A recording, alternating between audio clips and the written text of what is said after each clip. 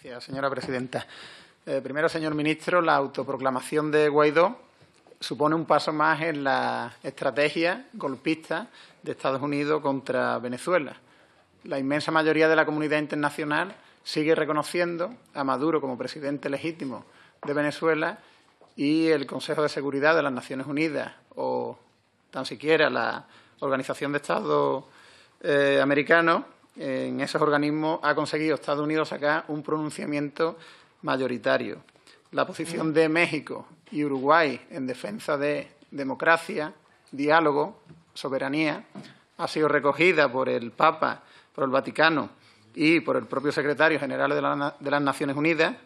El Gobierno de España cada día se aleja más de esa posición y se acerca más a la de Trump y a la de Bolsonaro, e incluso grandes potencias internacionales como China y Rusia apoyan al Gobierno de Nicolás Maduro.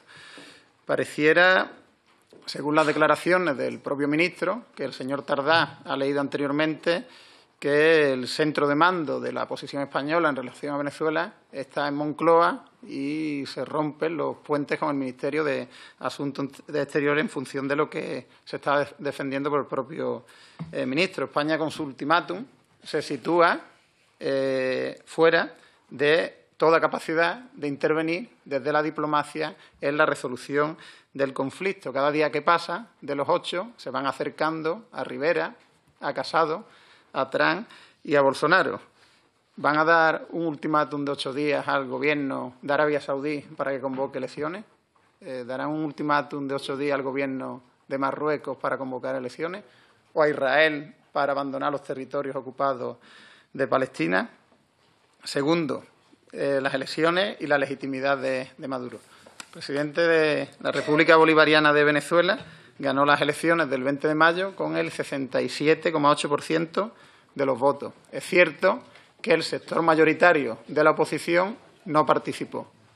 No participó por las presiones, entre otras, de Estados Unidos. Recuerde que Zapatero encabezaba las conversaciones entre la oposición y el Gobierno. Estuvieron a punto de firmar en República Dominicana un acuerdo político para la celebración de elecciones y cuando estaba todo hecho, el sector mayoritario de la oposición se retira como consecuencia de la presión de Estados Unidos.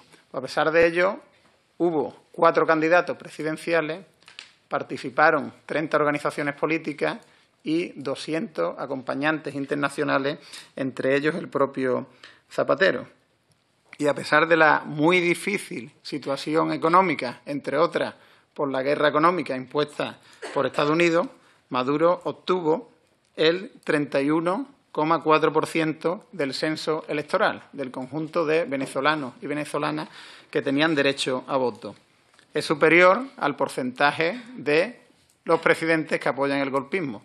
Donald Trump obtuvo el 27,3% del censo electoral en Estados Unidos, Macri el 26,8% en Argentina o Piñera el 26,5% en Chile.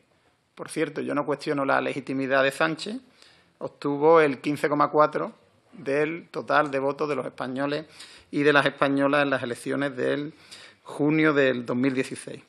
Por tanto, es evidente que hay un apoyo popular importante al presidente Maduro, una fuerza del movimiento popular y del chavismo que es necesario que el Ministerio tenga en cuenta y que no demos informaciones que no se corresponden con la realidad. Y tercero y último, la guerra económica y el bloqueo financiero y económico impuesto por Estados Unidos sobre las cuentas internacionales del Estado venezolano han tenido consecuencias devastadoras en la economía y en la capacidad de importar medicinas, vacunas, insulinas, alimentos, bienes de primera necesidad para un pueblo al que dicen defender. Yo creo que al PP y a Ciudadanos le importa poco los derechos humanos y la democracia en Venezuela. A Estados Unidos nunca le ha importado la democracia y los derechos humanos en Venezuela. Le importa más poner en el poder a un gobierno que garantice el control de los enormes recursos naturales que tiene el país, fundamentalmente petróleo, 24% de las reservas internacionales, y de oro. Acuérdese de Irak, hablaban de democracia y derechos humanos. ¿Fue por democracia y derechos humanos o fue por petróleo? 1 millón de muertos. Acuérdese, señor ministro, de Libia. ¿Fue por democracia y derechos humanos o fue por el gas y el petróleo?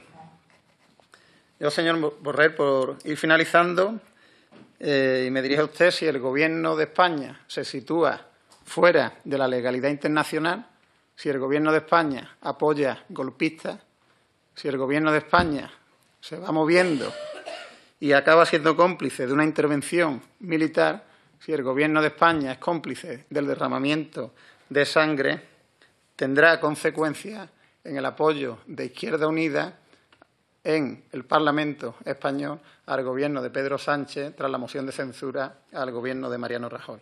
Muchas gracias.